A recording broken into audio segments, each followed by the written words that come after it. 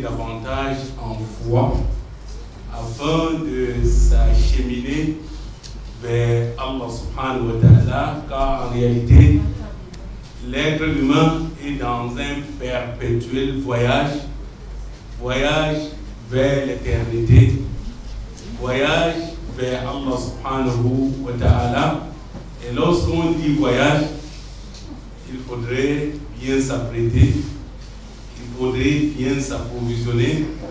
C'est ainsi qu'Allah subhanahu wa ta'ala nous donne dans ces occasions, parfois pendant ces mois, comme le mois de Ramadan, durant lequel il y a une nuit dans laquelle l'adoration équivaut à 1000 mois d'adoration, et le Qadr khayrun min alf shahr. Des saisons comme les 10 premiers jours de Dhul Hijjah, à propos desquels le prophète sallallahu alayhi wa sallam dit ma min ayyam al-amal salih khayrun wa ahabbu ila Allah min hadhihi al-ayyam. Il n'y a pas de jour durant lesquels les bonnes œuvres sont plus aimées et récompensées par Allah subhanahu wa ta'ala que ces 10 jours. Je voudrais dire, frères et sœurs dans la foi, que nous avons devant nous une occasion de plus pour pouvoir accueillir ces provisions pour ce long voyage vers Allah subhanahu wa ta'ala. Surtout que ce mois de Ramadan est le mois par excellence d'adoration, le mois durant lequel Allah subhanahu wa ta'ala a révélé Al-Qur'an al-Karim, Shahr Ramadan alladhi unzila fihi al-Qur'an, mois de jeûne, mois de bienfaisance, mois de bonté, mois d'adoration. Donc c'est une occasion donc, pour le croyant, pour la croyante, d'exploiter ces occasions qui ne sont pas très rassurés que nous aurons encore l'occasion de rencontrer encore le Ramadan prochain. C'est la raison pour laquelle le croyant vit ce Ramadan comme si c'était son dernier Ramadan.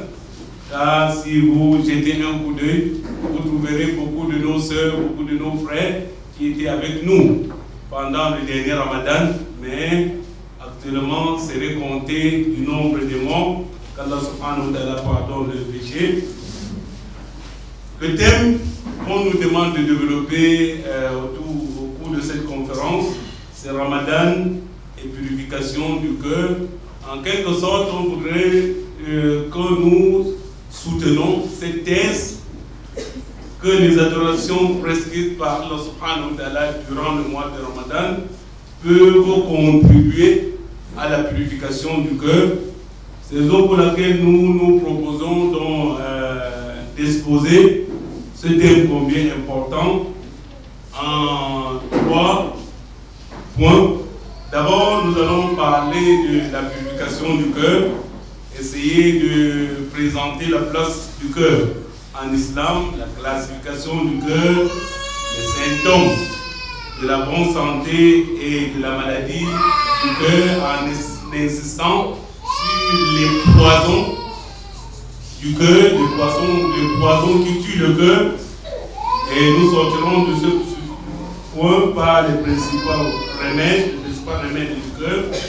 Et au deuxième point, nous allons essayer de prouver comment le Ramadan peut contribuer à la purification du cœur en présentant l'objectif principal même du jeûne du mois de Ramadan et quelques objectifs spécifiques qui pourront aider le croyant, la croyante à atteindre l'objectif global. Et nous allons conclure avec un planning sur la journée du jeûne, comment le musulman, la musulmane pourra organiser, pourra planifier sa journée du jeûne pour pouvoir atteindre cet objectif, cette purification du cœur. Et nous ne saurons commencer sans toutefois dire notre gratitude, nos remerciements aux organisateurs de cette conférence, à l'occurrence l'OFIF, à tous les participants, à toutes les participantes, tout en évoquant Allah subhanahu wa ta'ala qu'il place cette assise comme la recherche de son agrément.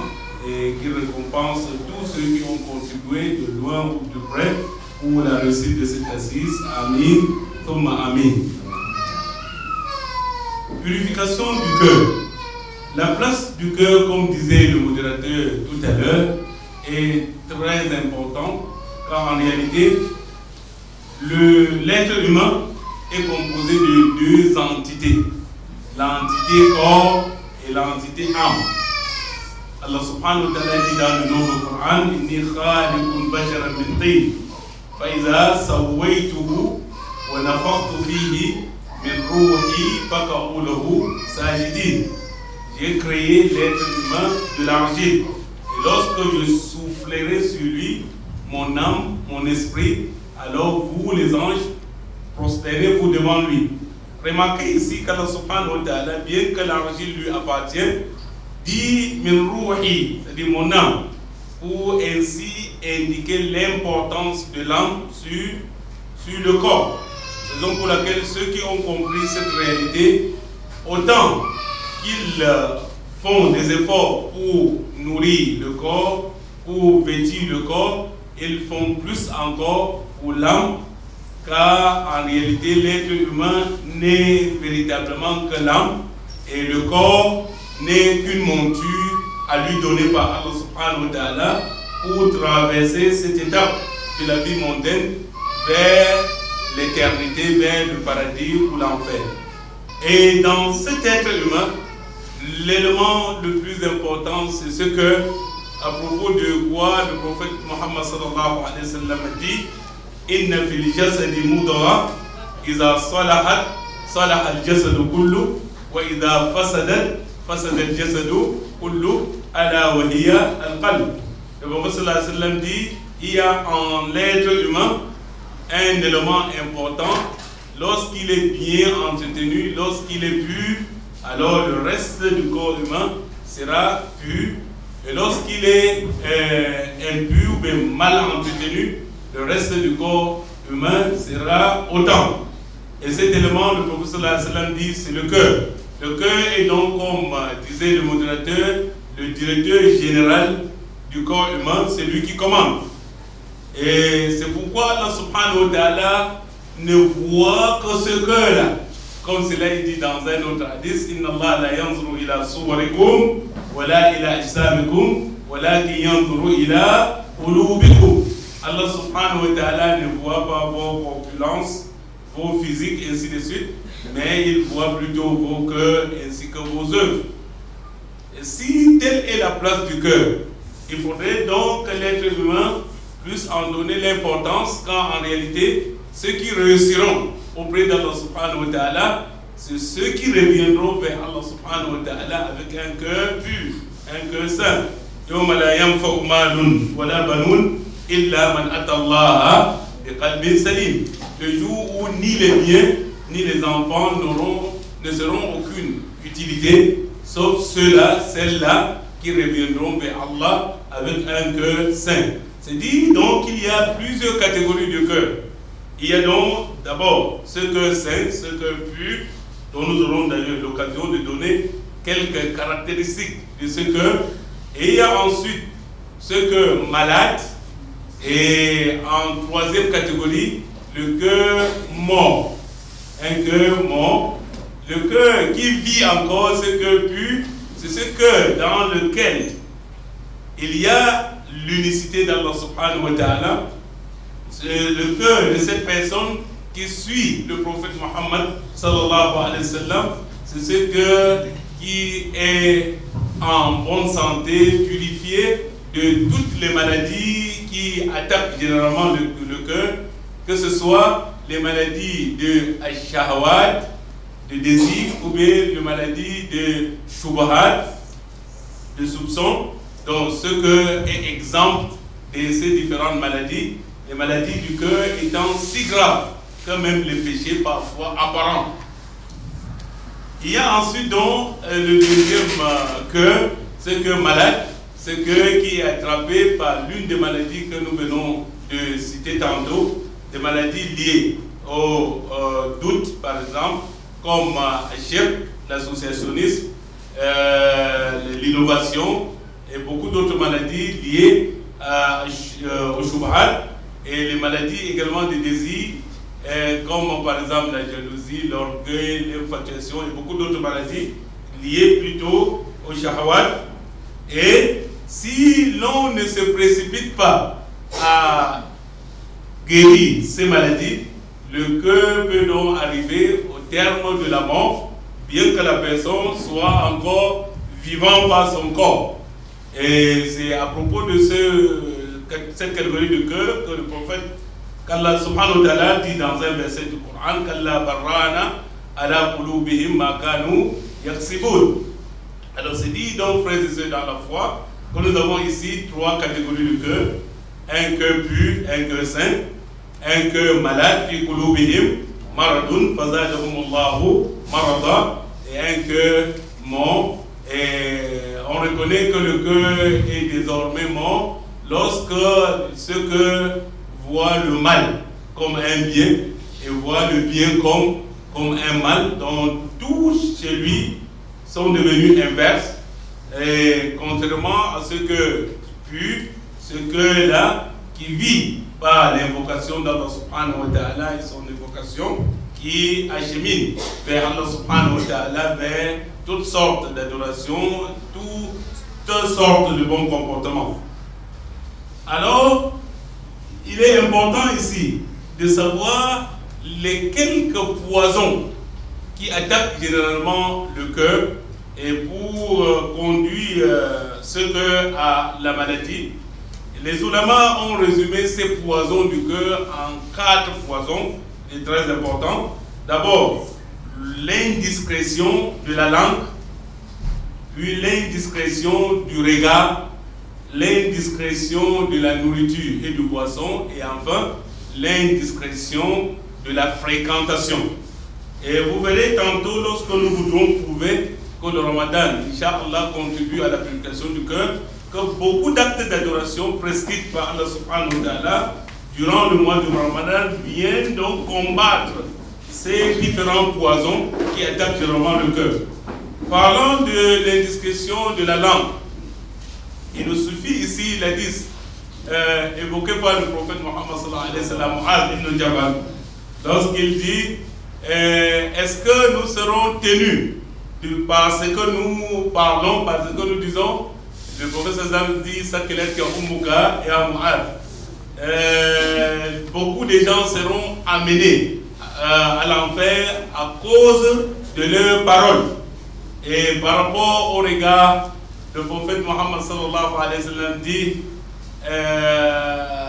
Al-Nazaru sahmun masmumun min sihami iblis man sarfahu lillah baddala Allahu bihi nuran yajidu halawatu fi kadhu kama qala. Donc le regard est comme cette flèche empoisonnée de Satan. C'est lui qui évite de l'utiliser vers ce dont Allah subhanahu wa ta'ala a interdit. Allah changera par cela une lumière qu'il sentira la douceur dans le cœur. Et s'agissant de l'indiscrétion de la nourriture, le prophète sallallahu alayhi wa sallam dit le fils d'Adam n'a jamais rempli son ventre d'un poison pire que la nourriture ou bien la poisson. Et l'indiscrétion de la fréquentation demande-moi, dis-moi à qui tu marches, je te dirai qui tu es. La tas'al an al-mar'i was'al an karinihi fa inna al-karina lil-karini yaqtarinu. Voilà les différentes indiscrétions ou bien les différents poisons qui attaquent généralement le cœur. Et vous verrez tantôt que les différentes adorations prescrites durant le mois de Ramadan viennent donc comme des remèdes à ces différents poisons.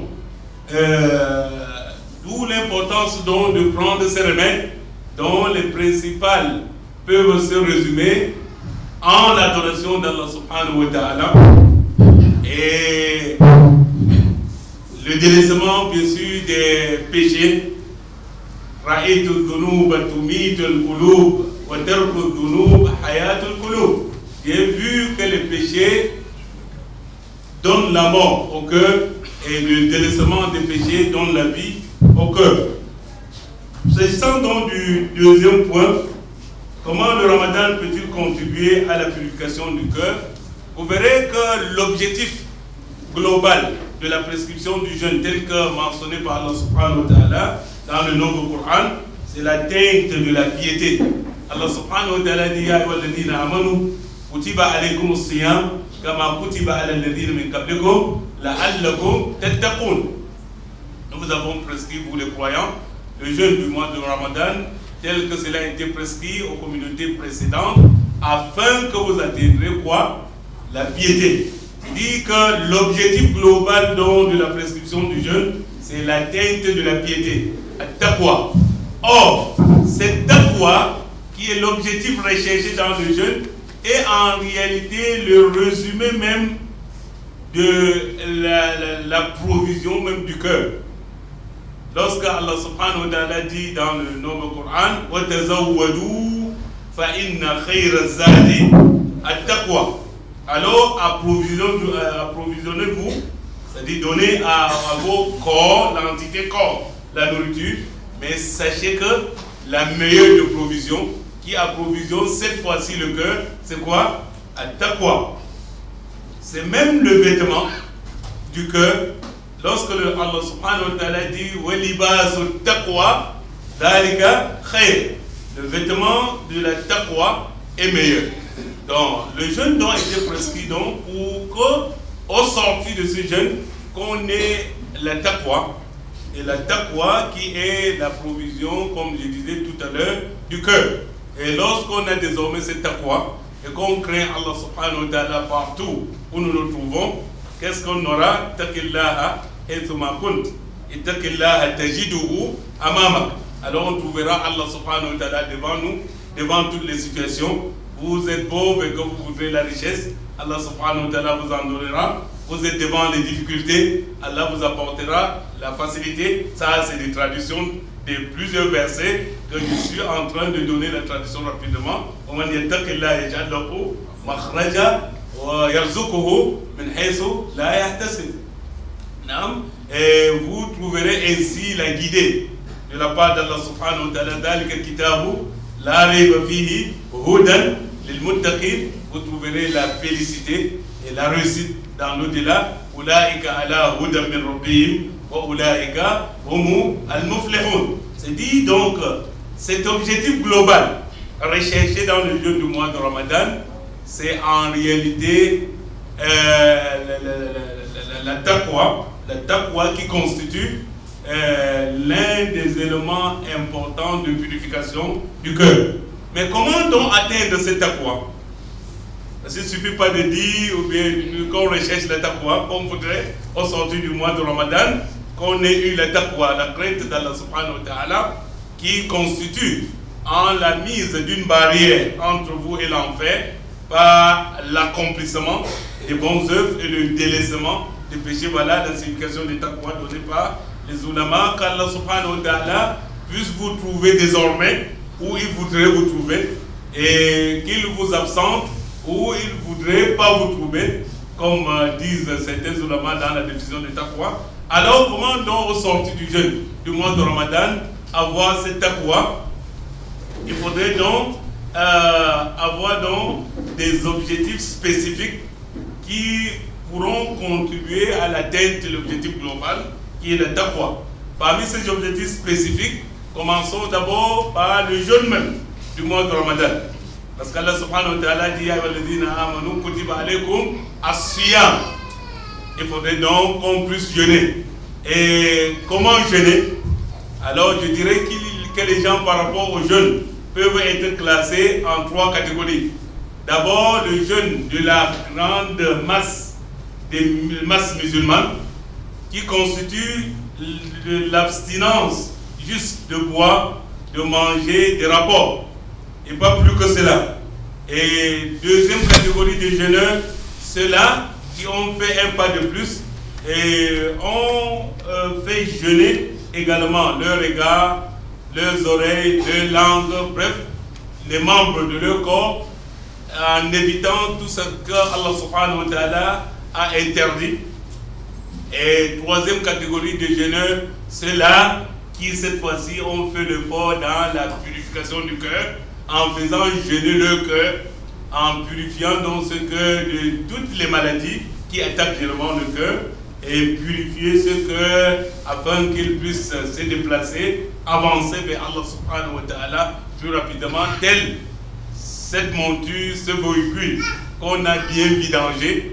Et la vidange consiste, comme vous le connaissez, à enlever de l'huile sale pour remplacer avec de l'huile propre. Ainsi la voiture, la monture pourra donc bien marcher, bien circuler vers Allah subhanahu wa ta'ala. Et c'est dit donc qu'il faudrait qu'on ait dans l'objectif spécifique de jeûner 30 ou 29 jours du mois de Ramadan. Et un jeûne qui n'est pas seulement de s'abstenir de manger et de boire et de rapport, mais un jeûne qu'on fera jeûner le regard pour ne plus jamais regarder ce qu'Allah subhanahu wa ta'ala a interdit, qui veut gêner les oreilles pour ne plus jamais écouter ce qu'Allah subhanahu wa ta'ala a interdit, il fait gêner la langue pour ne plus parler des choses interdites, les mains, les pieds, le ventre, ainsi de suite. Et plus que cela, il faudrait faire un jeûne du cœur qui pourrait qu'on sorte du cœur tout ce qui est en dehors d'Allah subhanahu wa ta'ala, et que seul Allah subhanahu wa ta'ala reste dans nos cœurs. C'est ce jeûne-là qui pourra donc nous aider à atteindre la taqwa, et c'est ce jeûne-là qui nous aidera à purifier notre cœur. Voilà le premier objectif spécifique. Et lorsque nous évoluons dans les versets du jeûne, Allah subhanahu wa ta'ala dit un peu plus bas, il dit Shahru Ramadan alladhi unzila fihi al-Qur'an. Il faudrait donc comme objectif, deuxième objectif spécifique, la lecture du noble Coran, l'apprentissage de la méditation du noble Coran et le tafsir même, le commentaire de ce noble Coran. Donc le deuxième objectif qu'il faudrait qu'on se fixe, ce serait au moins terminer la lecture, la psalmodie du noble Coran au moins une seule fois à la fin du mois de Ramadan. Et pour cela, il faut un planning. Si le noble Coran est composé par exemple de 600 pages, on essaye donc de diviser ces 600 pages en 30 jours ou 29 jours du mois de Ramadan, afin que par jour, on puisse lire au moins 20 pages, à raison de 4 pages par prière ou 10 pages dans la matinée et 10 autres pages dans la soirée. Ainsi, à la fin du mois de Ramadan, on pourrait s'assurer, Inch'Allah, terminer au moins une fois le noble Coran, dont la lecture d'une seule lettre de ce Coran al-Karim, et qui a comme récompense, a 10 récompenses. Le prophète dit, je ne dis pas Alif, Lam, Mim, Harf, mais Alif est une lettre, Lam est une lettre, et Mim est une lettre. Combien de fois lorsqu'on lit ce Coran avec méditation, en essayant de comprendre le contenu de ce message adressé par nous, adressé à nous par Allah subhanahu wa ta'ala, dites-moi qui reçoit une lettre de son supérieur, d'un roi, d'un directeur, d'un ministre, et que jamais il ne connaît le contenu de cette lettre. Alors, celui-là, comment vous le traiterez? Donc, il se serait mal comporté envers son supérieur. Allah subhanahu wa ta'ala nous a donné ce Coran al-Karim comme mode de vie, comme guide pour les muttaqin. Alors il faudrait donc que chaque musulman puisse méditer le contenu de ce Coran al-Karim pour pouvoir se guider, pour pouvoir s'orienter vers le chemin l'amenant vers Allah subhanahu wa ta'ala. فَإِمَّا يَأْتِيَنَّكُم مِّنِّي هُدًى فَمَن تَبِعَ هُدَايَ فَلَا يَضِلُّ وَلَا يَشْقَى وَمَنْ أَعْرَضَ عَنْ ذِكْرِي فَإِنَّ لَهُ مَعِيشَةً ضَنكًا. Quiconque donc suivra ma guidée, qui est ici al-Qur'an al-Karim,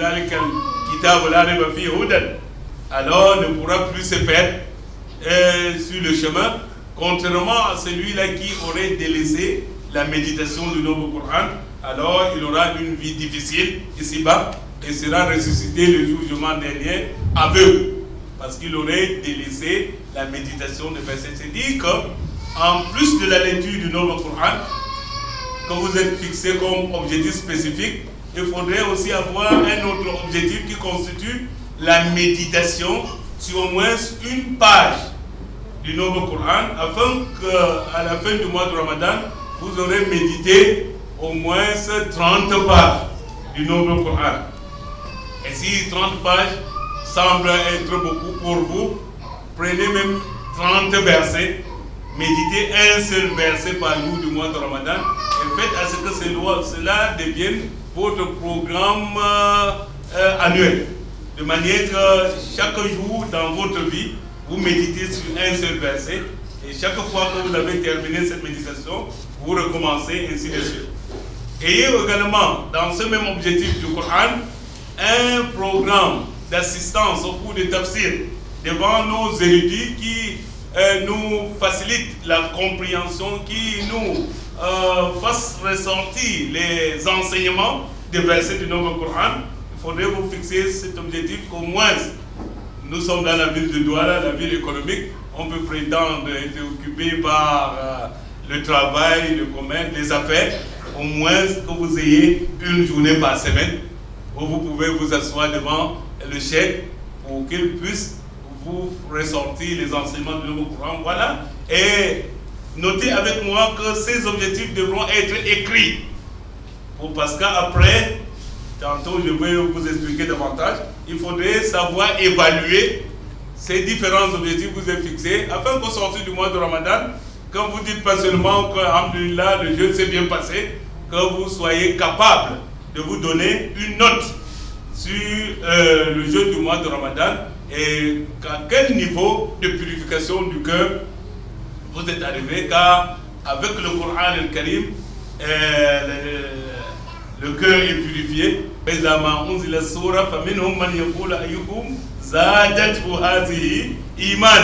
C'est-à-dire la lecture du Coran al-Karim fait augmenter la foi, fait augmenter la piété, donc fait purifier donc le cœur. Après cet objectif qui est le Coran al-Karim en 3 catégories également, par rapport aux jeunes, j'ai classé les gens en 3 catégories. Par rapport au Coran al-Karim, j'ai insisté qu'il faudrait avoir 3 programmes dans le Coran al-Karim: programme de lecture simple, programme de méditation, de versets du Nouveau Coran, et enfin programme de tafsir, c'est-à-dire pour pouvoir avoir des enseignements du Nouveau Coran. Plus bas également, dans les versets du jeûne, Allah dit wa iza sa'alaka ibadi anni fa inni qaribun ujibu da'watad da'i iza da'an. Il faudrait donc avoir un programme d'invocation d'Allah subhanahu wa ta'ala, un programme de dua.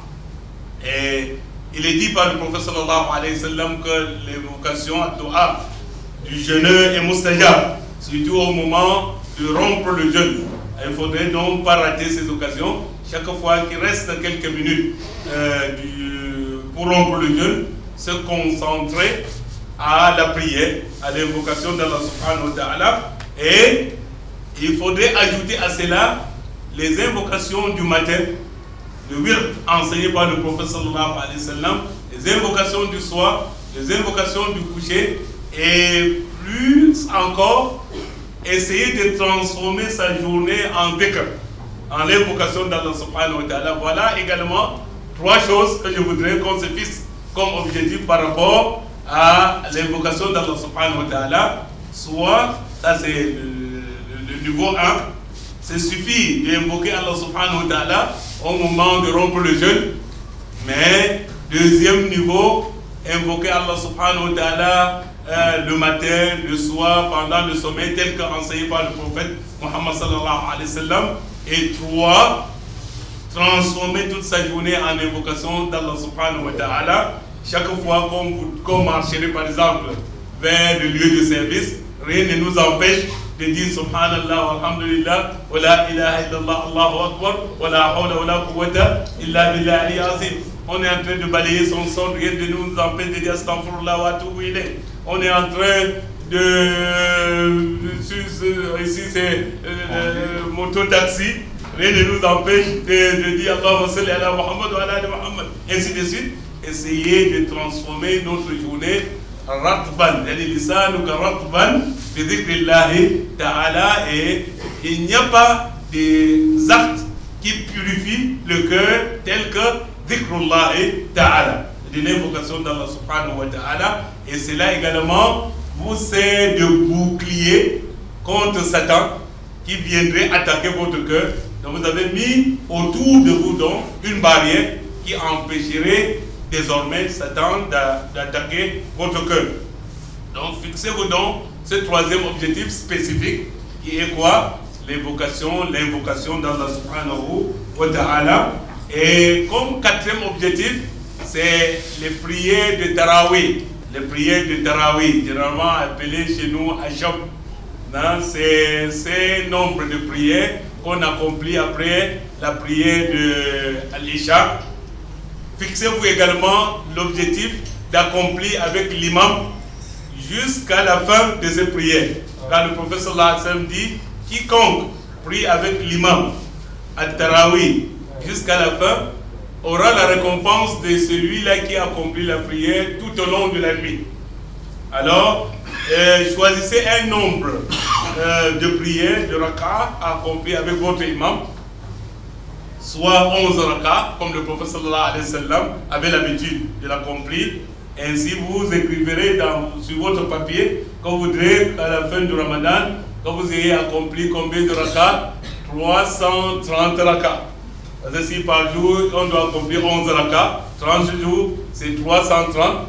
Et si en plus de cela, on accomplit les prières de tahajjud, 10 rak'ah, ça fera aussi 100 rak'ah. Alors ça fera 430 rak'ah. Ça c'est l'objectif que je voudrais atteindre à travers les prières de Tarawih. On peut aller plus encore en la méditation même de la lecture faite par l'imam durant la salat de Tarawih.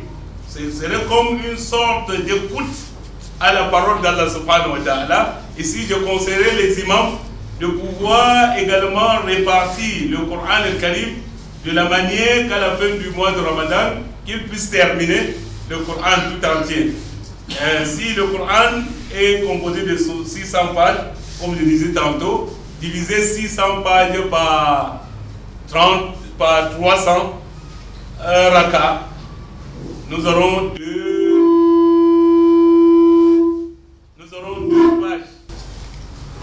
deux pages par rak'ah, par unité de prière.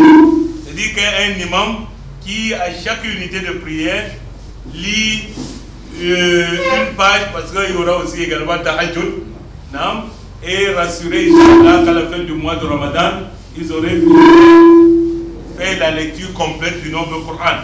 Donc, faites l'effort, frères et sœurs dans la foi, de pouvoir donc accomplir ces prières de Tarawih qui permettront davantage de purifier donc nos cœurs.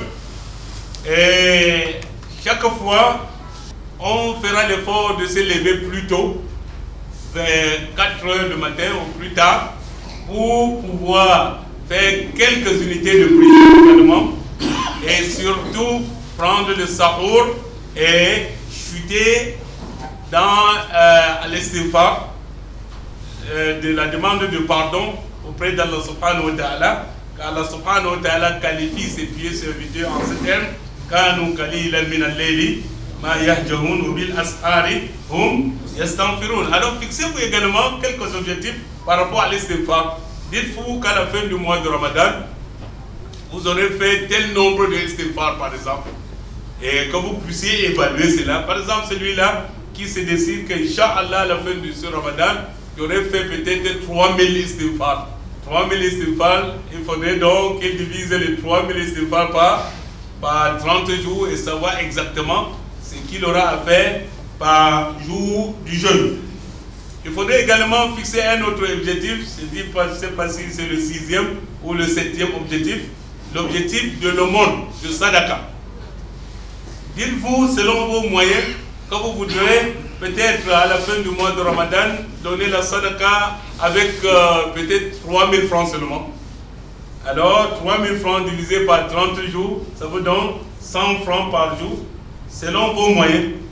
Parce que sans avoir fixé ces objectifs, vous serez incapable d'évaluer votre journée de jeûne, votre semaine de jeûne et encore moins votre mois de jeûne. Donc il faudrait avoir donc des objectifs bien précis.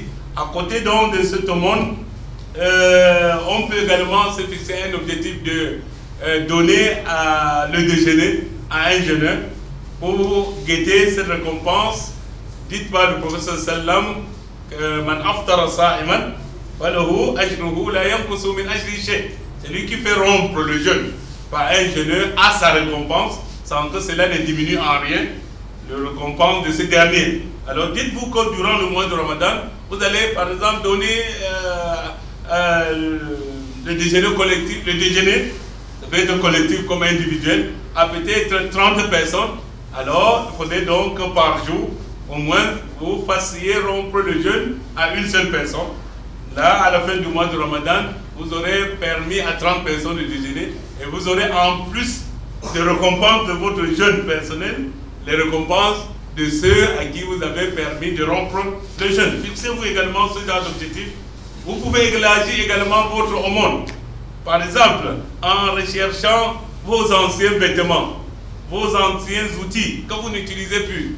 Je ne voudrais pas que vous atteindrez le degré de ceux-là, qu'Allah dit l'intana le birra, hatta tunfiqu mimma tuhibbun. Vous n'atteindrez jamais la piété, la crainte dans laquelle est la finalité du jeûne, sans que vous ayez dépensé de ce que vous aimez.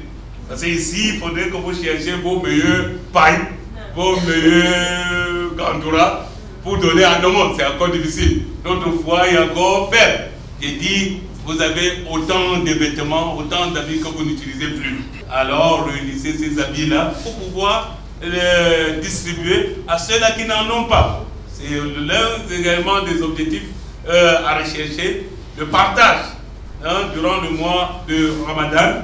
Fixez-vous également, 8e, 9e objectif, c'est pas, dans des visites que vous voudrez rendre à vos amis, à vos camarades, à vos connaissances, à vos familles.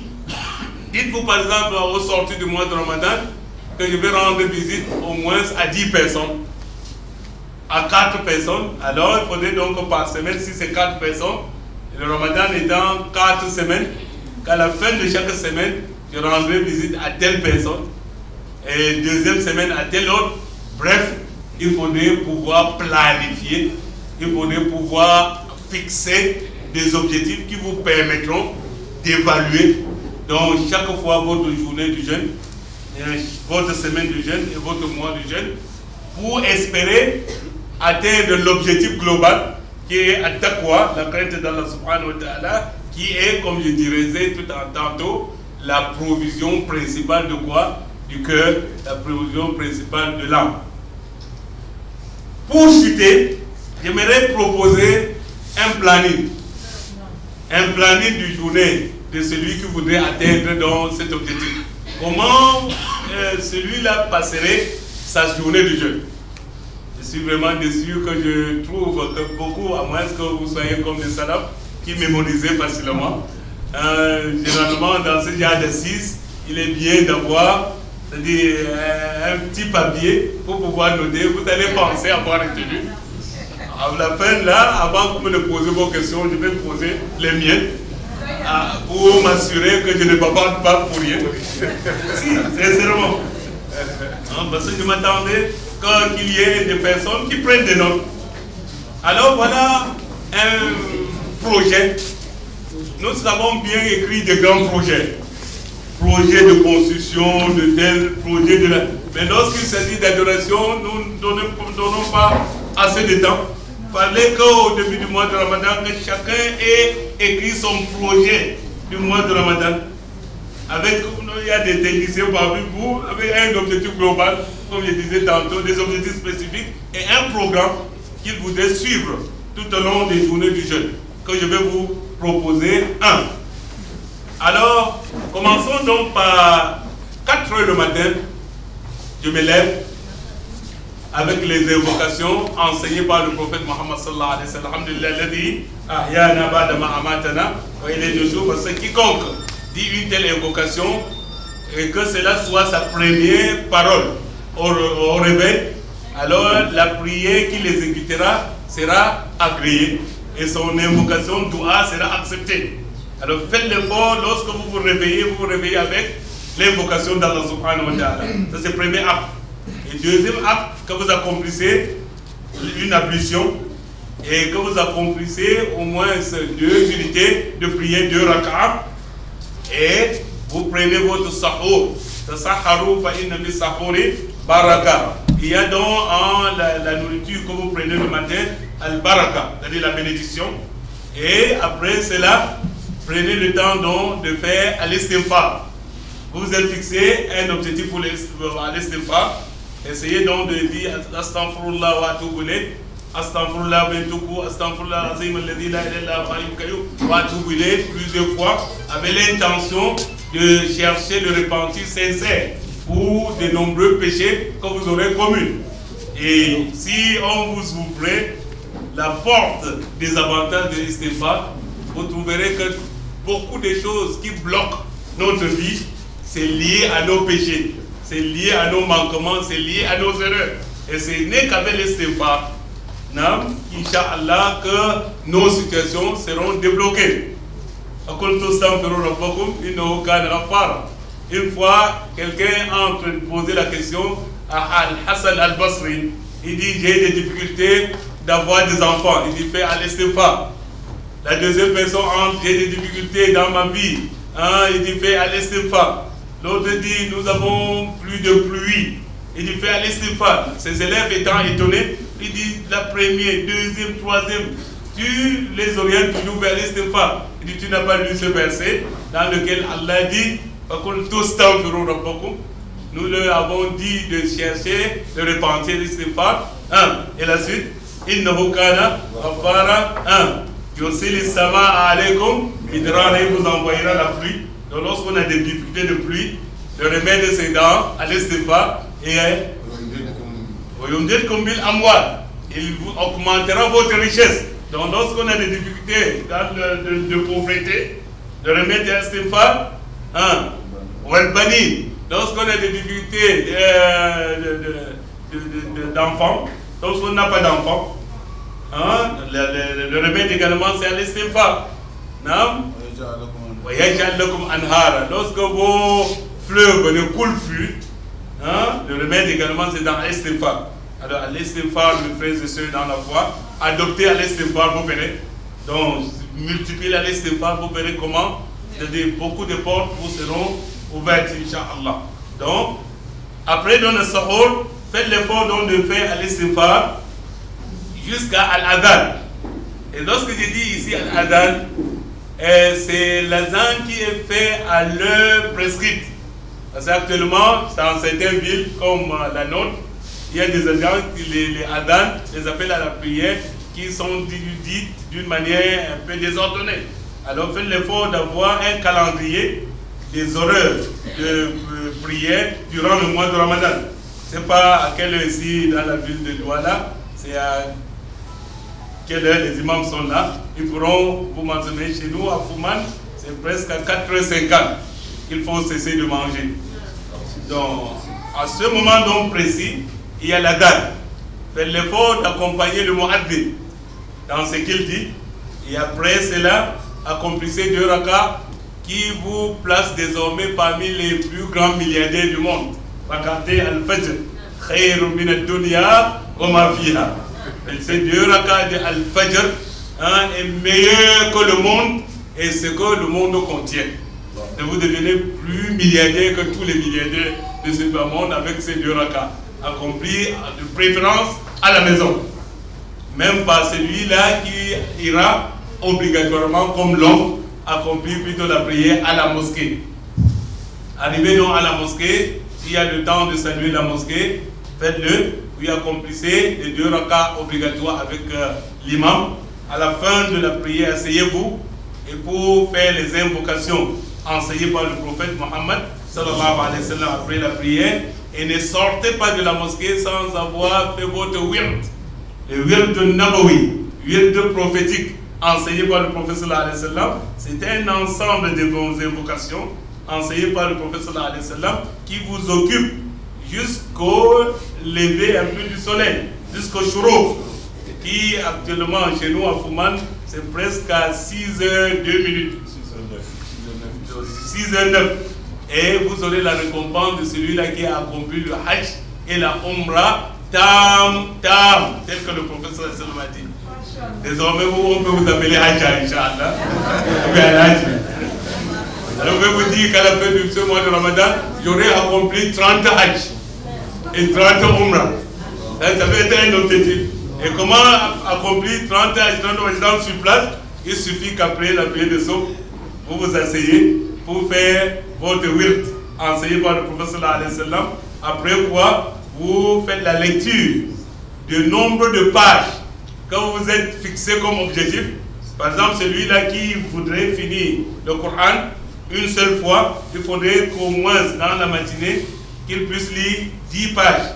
Et dans la soirée, 10 pages. Mais celui-là qui est réparti par prière, qu'après chaque prière, qu'il lise 4 pages. Parce que 4 fois 5, ça donne 20 pages. Alors, lisez donc ce nombre de pages. Inch'Allah, après ce wird et la lecture du Coran, le shuru serait arrivé. Et accomplissez donc 2 rakats de shuru avant donc de sortir de la mosquée. Ou bien pour la femme qui prie dans sa maison avant de quitter le lieu de sa prière. Il accomplit donc 2 rakats de shuru pour avoir donc cette récompense de Hajj et de Umrah. C'est le moment également de se reposer un peu, mais avec l'intention. Inni ahtasibu nawmati kama ahtasibu qumati, comme disaient certains de nos pieux prédécesseurs. C'est-à-dire en dormant, ayez l'intention de pouvoir vous reposer pour avoir encore de vitalité, pour mieux relancer votre journée. Alors votre sommeil sera compté comme adoration. Innama al-a'malu binniyat wa innama likulli imri'in ma nawa. Vous dormez avec l'intention d'adoration. Et lorsque vous vous réveillez, peut-être 8h, 8h30, ça dépend de votre programme de travail, accomplissez encore d'autres rakats plus capitales que certains ont l'habitude de négliger. Vous connaissez ces rakats? Ad-Duha, par lequel Allah a juré, Wad-Duha, Wal-Layli Iza Saja, Wad-Duha. C'est-à-dire, quelqu'un est venu voir un savant, lui dit des difficultés qu'il rencontre dans la vie, des problèmes qu'il a avec sa femme. Hein, il a dit, est-ce que tu accomplis les prières de Duha? Il dit non, il dit pas accompli. Et après un temps, il est revenu que tous mes problèmes sont finis. Le secret c'est quoi? C'est que lorsque vous accomplissez le Duha, vous avez donné à Allah la gestion de votre journée. C'est Allah qui gérera désormais votre journée. Si Allah prend la gestion de votre journée, ça c'est la réussite totale de la journée. Donc c'est la raison pour laquelle il faudrait faire l'effort d'accomplir chaque jour au moins 4 rakats de Duha, 6 rakats, 8 rakats, autant que vous pouvez. Après cela donc, vous vous lancez dans votre préoccupation mondaine avec l'intention également d'adoration. Nous avons dit tout à l'heure qu'en marchant vers son service, Zikrullah, Subhanallah, Alhamdulillah, Allahu Akbar. Dans le taxi, Subhanallah, Alhamdulillah, Allahu Akbar. Non, si vous êtes couturier, commerçant, la ilaha illallah, qu'est-ce que vous empêche? Non? Oui, donc faites l'effort donc d'ordre, c'est-à-dire que vous respectez le temps de prière. Inna salata kanat ala al-mu'minina kitaban mawquta, c'est-à-dire prescrite à des heures déterminées. Non, après cette prière également, des heures avec les nawafil, avant et après, que vous aurez fixé comme objectif. Dites-vous que durant le mois de Ramadan, je ferai l'effort d'accomplir les 12 rakats surrogatoires enseignés par le prophète sallallahu alayhi wa sallam, pour pouvoir évaluer à la fin. Je ferai l'effort d'accomplir toutes mes prières obligatoires dans la mosquée et dans la communauté, surtout aux hommes. Parce qu'un aveugle est venu au prophète sallallahu alayhi wa sallam lui demander la permission d'accomplir la prière dans la maison. Alors si tel est l'aveugle, combien de fois celui-là qui est en parfaite santé, faites l'effort donc d'accomplir toutes vos prières obligatoires dans la mosquée. Puis la prière de As également. Et après la prière de As, faites l'invocation de la soirée. Le Wirdul Masa. Le prophète a enseigné un nombre d'invocations à lire dans la soirée. C'est mieux que cela se fasse après la prière de As. Et aussi, si vous aviez divisé la lecture de vos pages du Coran par prière, il faudrait qu'après chaque prière, avant de quitter le lieu de prière, que vous lisiez ce nombre de pages. Après, donc, Al-Asr, il vous reste donc de vous préparer pour le déjeuner. Et cette préparation, c'est préparer par exemple le déjeuner, c'est surtout également ne pas oublier l'invocation à Dua. Parce que nous avons dit tout à l'heure que Dua au Sa'im Mustajab. L'invocation de celui-là qui est jeûné est exaucée. Alors pensez à tous vos besoins et exposez à Allah subhanahu wa ta'ala. C'est lui qui a dit dans le verset du jeûne: فَإِذَا سَأَلَكَ عِبَادِي عَنِّي فَإِنِّي قَرِيبٌ أُجِيبُ دَعْوَةَ الدَّاعِ إِذَا دَعَانِ فَلْيَسْتَجِيبُوا لِي وَلْيُؤْمِنُوا بِي لَعَلَّهُمْ يَرْشُدُونَ. Et précipitez-vous au déjeuner. Dès qu'on a fait l'appel à la prière, il faut se précipiter. Ça, c'est la sunna du prophète Mohammed sallallahu alayhi wa sallam, de préférence avec de la date saoudienne, ou bien du fruit, ou bien de l'eau. Et faites à ce que votre déjeuner soit léger. Léger. Parce que j'ai mentionné tout à l'heure, si vous vous rappelez, l'un des poisons du cœur, c'est quoi? L'indiscrétion dans la nourriture et la boisson. Non seulement il disait, lorsque vous mangez beaucoup, vous buvez beaucoup. Et lorsque vous buvez beaucoup, vous dormez beaucoup. Celui-là qui mange beaucoup a des difficultés de faire la prière de Tarawih. Raison pour laquelle il faudrait simplifier son manger. Et le prophète nous enseigne qu'il faut diviser le ventre en 3 parties. Une partie pour la nourriture, une partie pour la boisson et une partie pour la respiration. Mais parfois nous remplissons tout le ventre avec la nourriture au point d'être incapable de parler. Avec toutes les difficultés, de se tenir également debout pour la prière. Donc, faites l'effort donc, dans la suite de votre programme, de faire la prière de Isha dans la mosquée et la prière de Tarawih avec l'imam jusqu'à la fin, et dormez tôt. Dormez tôt durant le mois de Ramadan. Donc, il n'y a pas question de causerie après Isha. D'ailleurs, le prophète sallallahu alayhi wa sallam nous a interdit de causer après Isha, de rendre visite après Isha, parce qu'après Isha, il y a d'autres programmes également.